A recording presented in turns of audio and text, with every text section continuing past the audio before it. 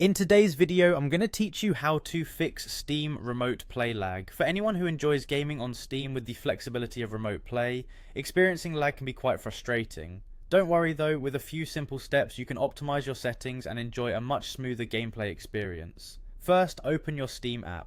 Once you've launched it, locate the login button, which will direct you to the login screen. Here you'll need to enter your account name and password.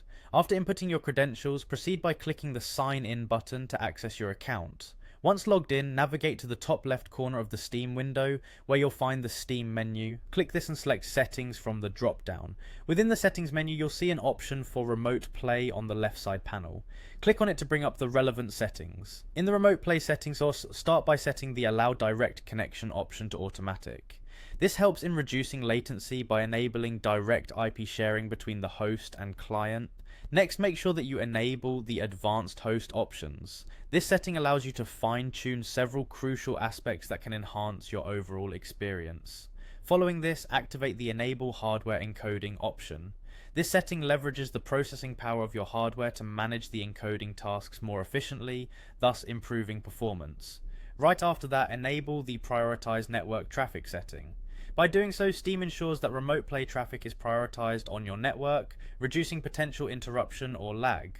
Next, under Enable Advanced Client Options, make sure to set the video quality to Fast. Choosing this option allows your setup to prioritize speed over visual fidelity, which is particularly useful if you're experiencing delay issues. Then look for the bandwidth limit option. Here, it's best to set it to unlimited or choose a setting that corresponds well with your internet speed to ensure optimal performance. Another critical adjustment is the resolution limit, which should be set to automatic. This ensures that your system automatically selects the best resolution based on your current network conditions, reducing the need for constant manual adjustments. Finally, don't forget to turn on hardware decoding. This option utilizes your hardware efficiently to decode the video stream, further reducing any lag.